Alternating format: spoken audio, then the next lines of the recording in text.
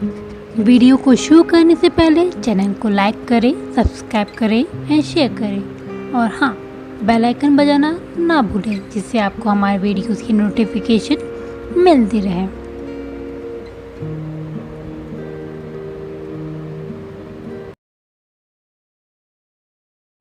Hello students, एक बार फिर से स्वागत है आपका हमारे चैनल में जिसका नाम है लेन ऑफ लर्निंग। जी हाँ, अगर आप इस चैनल में आए हैं तो इसका मतलब है आप सच में एक बेहतर टीचर हैं इस समय, और भी बेहतर टीचर बनने के लिए ही आप यहाँ पे आए हैं। एक होता यहाँ पे हर एक इंसान कुछ ना कुछ जानता है और हर किसी को कुछ ना कुछ सिखा सकता है, बट किसी को बताना और किसी को बेहतर तरीके से बताना, ये दोनों ही अलग अलग एस्पेक्ट्स होते हैं। जैसे कि एक टीचर बनना और एक प्रोफेशनल टीचर बनना। जैसे कि आप हमारा टॉपिक देख पा रहे हैं, हमारा टॉपिक है हाउ टू डू टीचिंग। और टीचिंग करने के लिए हमारे पास सबसे बेहतर टूल क्या होता है? टीचिंग स्किल्स, जो हमें बाकी नॉर्मल टीचर से अलग बनाता है। इसी को कहते हैं टीचर और एक प्रोफेशनल टीचर। प्रोफेशनल टीचर वो होता है जो कि अपनी नॉलेज के थ्रू हर एक बच्चे को लेकर चले और हर एक बच्चे को वो समझा सके कि वो क्या पढ़ा रहा है, क्या पढ़ाना चाहता है और क्या बताना चाहता है। एक टॉपर को भी वो उतने बेहतर तरीके से समझा पाए अपने पॉइंट्स को, और एक जो नॉर्मल बच्चा होता है उसको भी समझा पाए, और जो एक स्पेशल चाइल्ड होता है उसको भी वो उतने बेहतर तरीके से समझा पाए। इसीलिए हम टीचिंग स्किल्स का यूज़ अपनी टीचिंग में करते हैं। तो आज हम अपने इस वीडियो में बताने वाले हैं कि कितने टाइप की टीचिंग्स होती हैं, उनको कैसे यूज़ कर सकते हैं। बट हम एक एक टीचिंग को लेकर चलेंगे। क्यों?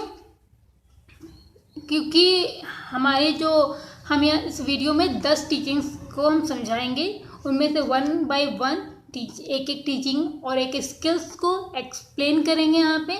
तो सबसे पहले हम आपको बताना चाहेंगे कौन कौन सी टीचिंग स्किल्स हैं जो हम यहाँ पे इस वीडियो में कवर करने वाले हैं। सबसे पहले होता है राइटिंग इंस्ट्रक्शनल ऑब्जेक्टिव, ये हमारी पहली स्किल होती है। दूसरा होता है इंट्रोडक्टरी स्किल। तीसरा questioning skill, skill of probing question, explanation, stimulus variation, illustration skills, question black board skill. उसके बाद है skill of closer and so many, और एक दो और हैं जो हम आपको बात को इसमें कवर कर लेंगे। तो इस तरह हम बेसिकली 10 स्किल्स को बताएंगे। और आज हम पढ़ने वाले हैं राइटिंग इंस्ट्रक्शनल स्किल्स के बारे में। तो इस स्किल्स को हम आज सबसे बेहतर तरीके से पढ़ेंगे, क्योंकि जब किसी भी मतलब कि कोई लेसन हम जब पढ़ाते हैं, अगर उसका बेस बच्चे को क्लियर होता है ना, तो उसके जो एप्लीकेशंस होते हैं उसको इम्प्लीमेंट करना बहुत ही आसान हो जाता है। तो इसी तरीके से राइटिंग इंस्ट्रक्शनल ऑब्जेक्टिव भी उतना ही इम्पॉर्टेंट है बाकी की स्किल्स को पढ़ने के लिए।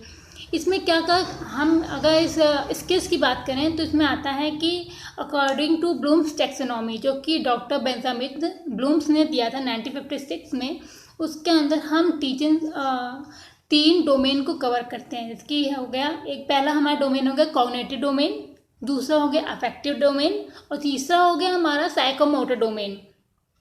कॉग्निटिव डोमेन क्या होता है? ये हमारा दिमाग से रिलेटेड होता है कि बच्चे ने दिमाग, जो हमने टीचर ने बताया है उसको उसने कितना समझा है, क्या क्या समझा है, ठीक है, उतना वो समझ लेता है। ये होता है हमारा कॉग्निटिव डोमेन। अफेक्टिव डोमेन में क्या होता है कि वाकई में अगर उसने उस चीज़ को बेहतर तरीके से समझा है ना, तो वो उससे रिलेटेड, अगर हम उससे जितना टीचर ने बताया वो तो उसे समझा ही है, बट अगर हम उसे उस सर्कमस्टेंसेस से, उस क्राइटेरिया से हट के भी कुछ क्वेश्चन अगर उससे पूछ लेते हैं तो वो उसको भी अगर बता ले जाता है तो उसे हम अफेक्टिव में काउंट करेंगे। और साइकोमोटर में होता है हमारा डूइंग्स, ठीक है, हाथों से जो हम उसे कर पाएँ। अगर वो क्लास से या कॉपी किताबों से, एग्ज़ाम से हट के उन एप्लीकेशंस को, उस लर्निंग को अपने डेली टू डेली लाइफ में भी इम्प्लीमेंट करता है, उनकी लर्निंग रहती है, तो उसे हम साइकोमोटर डोमेन कहेंगे। तो हम बाकी तो 10 स्किल्स पढ़ने वाले हैं, उनको हम उन सभी स्किल्स को किसी एक लेसन में, एक चैप्टर में, एक टॉपिक में हम यूज़ करते हैं। लेकिन सबको यूज़ करने से पहले एक चीज़ हमारे दिमाग में हमेशा रहनी चाहिए कि हम जो बच्चे को पढ़ा रहे हैं वो उसे सच में समझ में आए। अगर समझ में आ जाता है तो उसे उससे रिलेटेड जो बाकी एप्लीकेशंस होते हैं उन्हें वो बता पाए। अगर बता लेता है तो उसे इसलिए ना समझे कि वो एग्ज़ाम में लिख पाए नंबर्स के लिए, वो अपने डेली टू डे लाइफ में, अपनी ज़िंदगी में आगे उसे इम्प्लीमेंट कर सके। इसी के लिए होता है साइकोमोटर, और ये हमारा दिया गया था 1956 में डॉक्टर बेंजामिन ब्लूम्स के थ्रू, और ये लिया गया है ब्लूम्स टैक्सोनॉमी के अकॉर्डिंग। ठीक है, तो ये हमने राइटिंग इंस्ट्रक्शनल स्किल्स को यहाँ पे डिस्कस किया है। इसके अंदर के कुछ पॉइंट्स हैं जिसको हम रिटन फॉर्म में डिस्कस करेंगे, तो चलते हैं।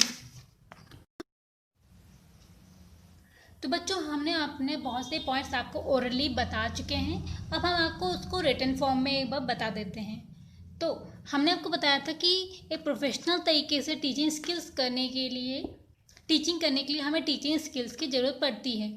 उन टीचिंग स्किल्स हम कौन से कवर करने वाले हैं इस वीडियो में, हम पहले उनके बारे में आपको ब्रीफ आउट कर देते हैं। ठीक है, सबसे पहले हमने आपको बताया राइटिंग इंस्ट्रक्शनल ऑब्जेक्टिव। ये सबसे इम्पॉर्टेंट हमारी स्किल्स है, क्योंकि इसी को ध्यान में रखते हुए हम बाकी स्किल्स को भी पढ़ाते हैं। Writing instructional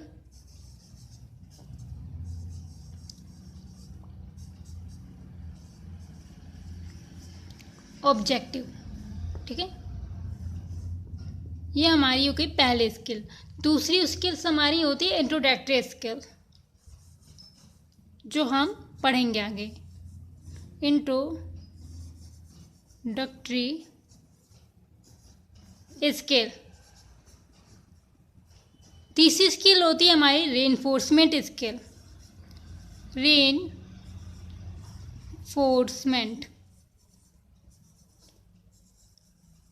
skill.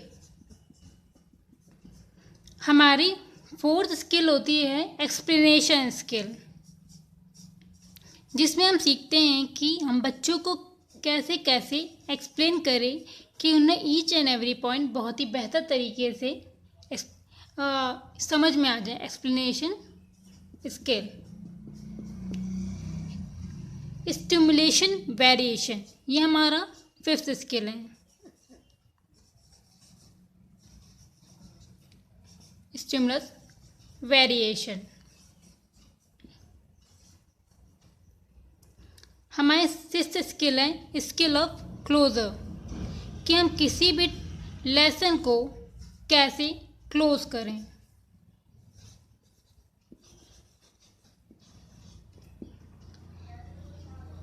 हमारी सेवेंथ स्किल है skill of black board. Skill of black board.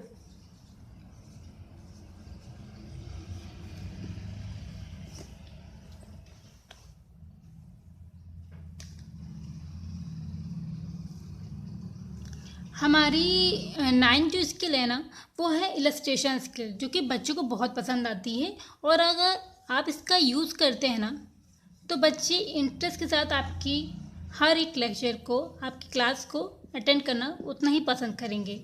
Illustration skill. और हमारे लास्ट क्या है, क्वेश्चन स्किल।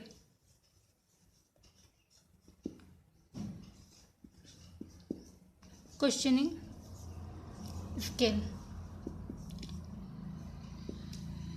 हम जो भी टीचिंग स्किल्स के आगे क्लासेस लेने वाले हैं, उनमें हम यही 10 स्किल्स को कवर करने वाले हैं।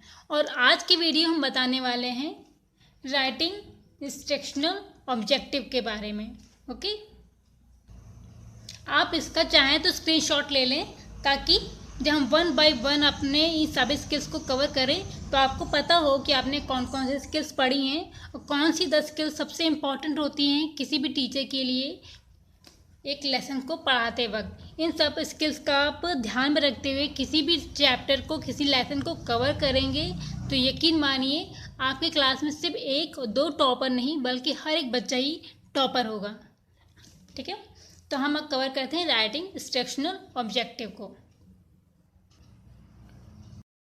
तो अब हम पढ़ते हैं राइटिंग इंस्ट्रक्शनल ऑब्जेक्टिव के बारे में। इसमें हम पढ़ेंगे ब्लूम्स टैक्सोनॉमी के अकॉर्डिंग जो भी उसमें बताया गया है, किसके द्वारा, डॉक्टर बेंजामिन ब्लूम्स के द्वारा 1956 में।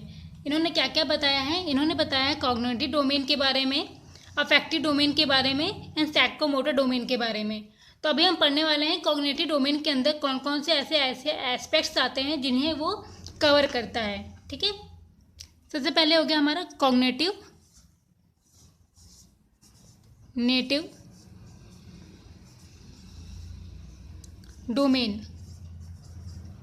इसको हिंदी में बोलते हैं ज्ञानात्मक। ज्ञानात्मक मतलब होता है एक क्लास में जो पढ़ाया गया है वो बच्चे ने समझा कि नहीं। ठीक है, हर एक चीज़ जो कि टीचर के द्वारा बताई गई है, जैसे कि टीचर ने ट्रायंगल के बारे में बताया तो बच्चा उस काबिल है कि नहीं कि उस ट्रायंगल को डिफाइन कर सके, उसकी डिफिनेशन बता सके। ठीक है, अगर बच्चा ये करने में सामर्थ है तो इसका मतलब है कि कॉग्निटिव डोमेन वहाँ पे काम आया है। दूसरा हम और कॉग्निटिव डोमेन के अंदर क्या क्या चीज़ें हम देखते हैं, नॉलेज। सबसे पहले हम नॉलेज देखते हैं बच्चे की, कि जो नॉलेज टीचर के द्वारा दी गई है वो उसने सीखी कि नहीं, अंडरस्टैंडिंग कितनी हो पा रही है उस कंटेंट के साथ उस बच्चे की जो टीचर उन्हें बता रहा है। अंडरस्टैंडिंग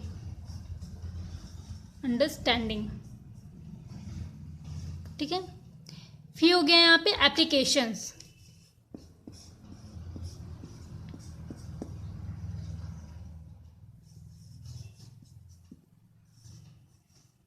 फोर्थ होता है हमारा एनालिसिस।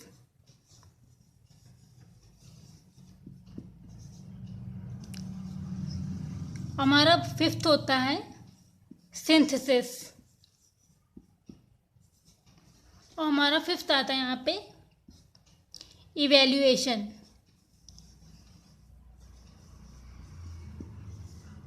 और अगर इन सबको मैं आपको एक्सप्लेन करूँ तो यहाँ पे नॉलेज का मतलब होता है कि जो कंटेंट, जो टॉपिक बच्चे को पढ़ाया गया है उसे वो रिकॉल कर पा रहा है कि नहीं, रिकग्नाइज कर पा रहा है कि नहीं कि क्या पढ़ाया जा रहा है। ठीक है, अंडरस्टैंडिंग का मतलब होता है जो पढ़ाया गया है या जो पढ़ाया जा रहा है उसको कितना समझ पा रहा है। ठीक है, उसको वो एक्सप्लेन कर पा रहा है, क्लासीफाई कर पा रहा है, आइडेंटिफाई कर पा रहा है। मतलब उससे पहले एक क्लास में बच्चे को ट्रायंगल पढ़ाया गया, फिर उसको रेक्टेंगल पढ़ाया गया, फिर उसको क्यूबॉइड पढ़ाया गया, फिर उसको क्यूब पढ़ाया गया। तो कहीं ऐसा तो नहीं कि सब कुछ उसके दिमाग में मिक्स हो गया, वो ये क्लासीफाई नहीं कर पा रहा है कि क्या चीज़ कौन सी है, सबको उसने मर्ज कर दिया। अगर बच्चा उस सभी टॉपिक्स को क्लासीफाई कर पा रहा है तो उसकी अंडरस्टैंडिंग बेहतर है। ठीक है, अब यहाँ पे अब आता है आइडेंटिफाई।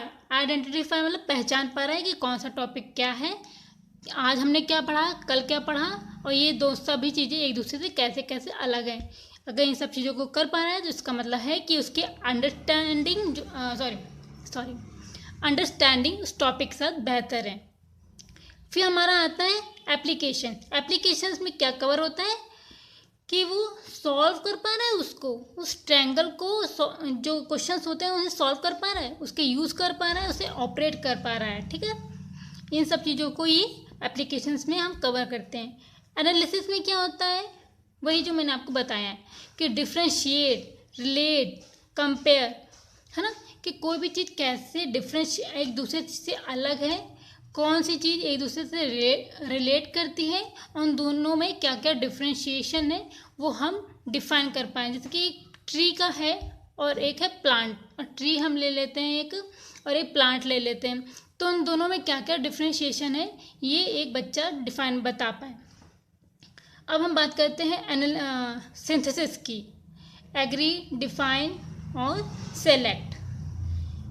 इसमें ये सब चीज़ें वो बच्चा कर पाए कि हम अगर ट्रू फॉल्स की बात करते हैं, जिसकी जो एक्सरसाइज दी होती है ना, वो सिंथेसिस के को ही एनालाइज करने के लिए यहाँ पे दी होती है कि जो हम स्टेटमेंट बता रहे हैं वो बच्चा उससे एग्री करता है, डिसएग्री करता है, कितना उसने समझा है, अब फिर उसको कितना डिफाइन कर पाता है, क्या चीज़ें वो सेलेक्ट करता है। जो एक चैप्टर के बाद जो एक्सरसाइज होती है वो सिंथेसिस को ही ध्यान में रखते हुए बनाई जाती है। और यहाँ पे हम सबसे लास्ट में आता है इवेल्युएशन। इवेल्युएशन मतलब होता है design, develop and assemble. Design, develop and assemble मतलब होता है कि जैसे कि हम इसमें कवर करते हैं कि जैसे पजल्स वगैरह होते हैं, ठीक है, कोई घर हमें बनाना होता है तो कहाँ पे कौन सी चीज़ पीस लगेंगी, इस चीज़ को बच्चा कैसे कर पा रहा है, कैसे इवेलुएट कर पा रहा है, कहाँ ट्रायंगल का पीस लगेगा, कहाँ पे क्यूबॉइड का लगेगा, इन सब चीज़ों को कितने बेहतर तरीके से समझ पा रहा है, कर पा रहा है। तो यही हमारे 6 पॉइंट जो होते हैं कॉग्निटिव डोमेन में कवर होते हैं। आप चाहें तो इसका स्क्रीनशॉट ले लें, फिर हम अफेक्टिव डोमेन के बारे में पढ़ते हैं। तो अब हम पढ़ते हैं अफेक्टिव डोमेन के बारे में। अफेक्टिव डोमेन में क्या आता है, जैसे मैंने बताया था, ये डायरेक्ट हमारे हार्ट से रिलेटेड होता है। हार्ट से मतलब टीचर ने क्लास ले ली, बच्चों ने पढ़ लिया, टीचर ने बहुत कुछ पढ़ाया, बट बच्चे ने क्या क्या सीखा, कैसे सीखा, वो आता है हमारा अफेक्टिव डोमेन में। जैसे कि इसका पहला ही पॉइंट है रिसीविंग। बच्चे ने क्या क्या रिसीव किया, जितना भी एक क्लास में एक लेक्चर में पढ़ाया गया, ठीक है। और यहाँ पे हमारा दूसरा पॉइंट आता है रिस्पॉन्डिंग। जो जो उसने सीखा उससे कैसे रिस्पॉन्ड करता है, ठीक है। तीसरा पॉइंट हमारा आता है वैल्यूइंग, मतलब उन्मूलन, मतलब वो किस चीज़ से उसको देखता है कि हम यहाँ कैसे कैसे इसको यूज़ कर सकते हैं, ठीक है। ऑर्गेनाइजेशन, कितने व्यवस्थित तरीके से उसका वो अपने नॉलेज का यूज़ करता है। और दूसरी बात है जो जो उसने सीखा है उसके पर्सनैलिटी में भी दिखेगा, जिससे कैरेक्टराइजेशन होगा उसका, उसके व्यक्तित्व में वो चीज़ें झलकेंगी, जो भी उसको नॉलेज होगी, जो भी क्लास में पढ़ाया गया है, ठीक है। तो अफेक्टिव डोमेन में हमारे बेसिकली ये 5 पॉइंट्स थे, receiving, responding, valuing, organisation and characterisation. अब हम अपने तीसरे डोमेन की तरफ चलते हैं, जिसका नाम है साइकोमोटर डोमेन। आप चाहें तो इसका स्क्रीनशॉट ले सकते हैं। तो अब हम आते हैं अपने लास्ट डोमेन में, जिसका नाम है साइकोमोटर डोमेन। इसमें पहला हमारा पॉइंट क्या आता है, परसेप्शन। परसेप्शन, जो भी बच्चे ने क्लास में सीखा, जो भी उसे याद रहा, जो उसने लर्निंग की, उसके बाद उसके परसेप्शन उसका क्या बना उस चीज़ को लेकर, ये हमारा आ जाता है साइकोमोटर में। एक सेट क्या रहा उसका, ये आता है इसमें। गाइडेड रिस्पॉन्स, मतलब कि जो चीज़ें वो सीख रहा है वो उसके व्यक्तित्व में झलकेंगी, तो उससे ये हम उम्मीद कर सकते हैं कि वो उस बच्चे ने ये नॉलेज है, तो उसका रिस्पॉन्स कहीं ना कहीं ऐसा ही होगा। इसके हम जनरली देखते हैं ना कि टॉपर से हमें उम्मीद रहती है कि वो इसका आंसर दे सकेगा, क्योंकि इसकी लर्निंग बेहतर हुई होती है, उसी कहते हैं गाइडेड रिस्पॉन्स। मैकेनिज़्म, मैकेनिज़्म में आता है हमारा जो चीज़ें बच्चा डेली टू डेली लाइफ में कर रहा है, वो लर्निंग को यूज़ करते हुए। कॉम्प्लेक्सोवर्ट रिस्पॉन्स, कॉम्प्लेक्सोवर्ट रिस्पॉन्स, जो कि उस सिचुएशन में रिस्पॉन्स हो सकता था। हम यहाँ पे उस चीज़ की बात करते हैं। ऑर्गेनाइजेशन, अगेन हमने ये अफेक्टिव में भी पढ़ा था और यहाँ पे भी हम इसे पढ़ रहे हैं, क्योंकि जो भी हम लर्निंग करते हैं, जो भी हमें नॉलेज होती है, उसको हम किस दिशा में यूज़ कर रहे हैं, यही आता है ऑर्गेनाइजेशन। हम अपनी लर्निंग को एक अच्छी जगह भी यूज़ कर सकते हैं और किसी अनवांटेड जगह पे भी यूज़ कर सकते हैं, ये अप टू यू, ओके। इसीलिए ये ऑर्गेनाइजेशन का पॉइंट दोनों में कवर होता है। तो हमारे साइकोमोटर में डोमेन में क्या क्या आ गया, परसेप्शन, जो भी लर्निंग उसने की है उसके बाद उसका क्या परसेप्शन रहा, क्या सेट रहा, क्या गाइडेड रिस्पॉन्स देगा वो, क्या मैकेनिज़्म है उसकी लर्निंग का, उसके रिस्पॉन्सेस का, उसके बिहेवियर क्या। Extrovert response complex word response मतलब होता है अलग अलग सिचुएशन में बच्चा अलग अलग रिस्पॉन्स करता है, तो कहीं ना कहीं ये उससे रिलेटेड है। ये ऑर्गेनाइजेशन मतलब होता है अपनी नॉलेज को, अपने ज्ञान को वो किस दिशा में यूज़ कर रहा है, ये होता है, और कैसे यूज़ कर रहा है, किन किन जगहों पे कैसी कैसी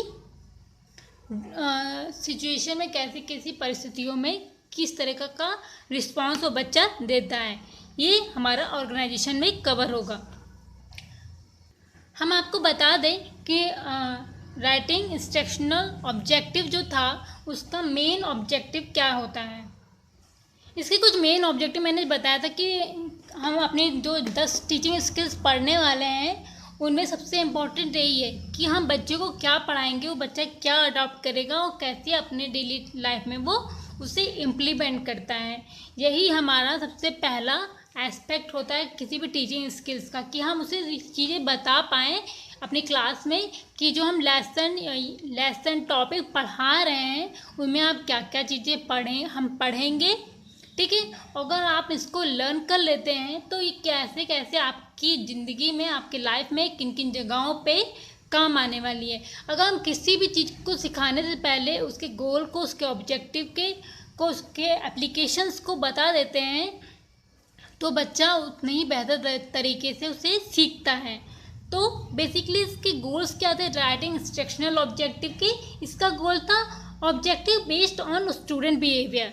ठीक है, ये नहीं कि हमने नर्सरी के बच्चे को पढ़ा रहे हैं और उससे हम उम्मीद करते हैं कि 5th क्लास तक की हमें रिस्पांस देगा, तो ऐसा नहीं होता यहाँ पे। ठीक है, जिस एज के बच्चे को हम पढ़ा रहे हैं, जो टॉपिक पढ़ा रहे हैं, हम वैसे ही उससे रिस्पांस की उम्मीद रखते हैं।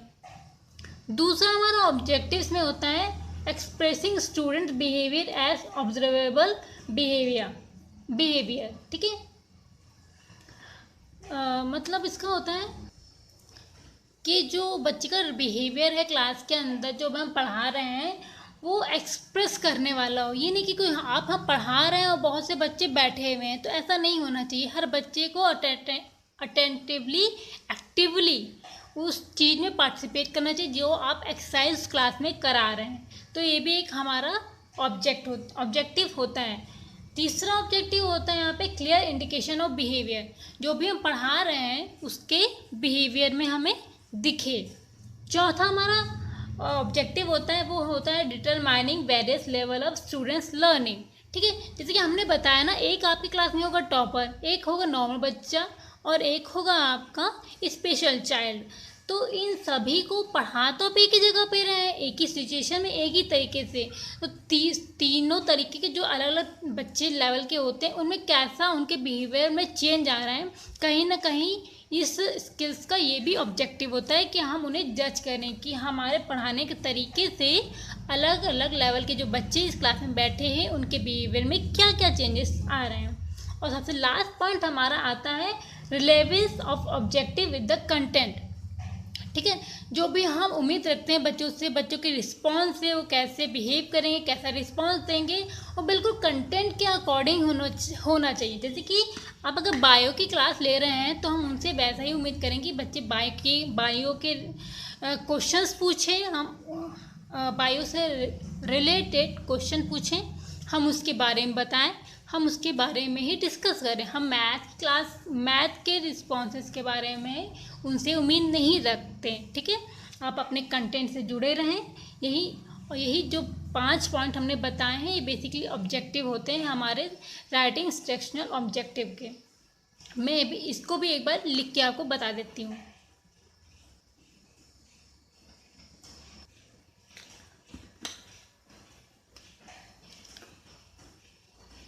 सॉरी, लिख के नहीं, मैं एक बार इसको फिर से आपको एक्सप्लेन कर देती हूँ। जैसे कि हमारा पहला ऑब्जेक्टिव क्या था, objective based on students behaviour. बच्चे का जैसा बिहेवियर है हम उससे वैसे ही रिस्पॉन्स की जो होती उम्मीद रखेंगे, कि जैसे बच्चा अगर एक एवरेज चाइल्ड है तो हम उसे वैसे ही बिहेवियर की उम्मीद रखेंगे, वैसे ही रिस्पॉन्स की उम्मीद रखेंगे। Expressing students behaviour as observable behaviour, मतलब कि कि आप जब कोई एक्टिविटी क्लास में करा रहे हैं तो हर एक बच्चे का बिहेवियर क्या है वहाँ पे, कैसे वो रिस्पॉन्स कर रहे हैं, ये भी आपको ऑब्जर्व करना है वहाँ पे। तीसरा पॉइंट है क्लियर इंडिकेशन ऑफ बिहेवियर। सबके बिहेवियर में जो चेंजेस आ रहे हैं बच्चे के रिस्पॉन्स में, वो भी हमें नोटिस करना है। फोर्थ पॉइंट है determining various level of students learning. अलग अलग तरीके के बच्चे का जो IQ लेवल होता है उनका अलग अलग रिस्पॉन्स क्या है, उसे भी हमें स्टडी करना है। फिफ्थ पॉइंट आता है relevance of objective with the content. ठीक है, जो हम पढ़ा रहे हैं उसी से रिलेटेड हम उनसे रिस्पॉन्स की उम्मीद रखें। तो आज हमारी क्लास यहीं तक रही। हमने आपको आज अपने पहले स्किल्स के बारे में डिस्कस किया, जो कि थी राइटिंग इंस्ट्रक्शनल ऑब्जेक्टिव। हाँ, हम अपने अगले वीडियो में डिस्कस करेंगे किसी दूसरे टीचिंग स्किल्स के बारे में। Till then keep learning, keep growing. Okay, और अगर आपको हमारी क्लास अच्छी लगी हो तो चैनल को लाइक करना, सब्सक्राइब करना और शेयर करना ना भूलिएगा। Till then keep supporting.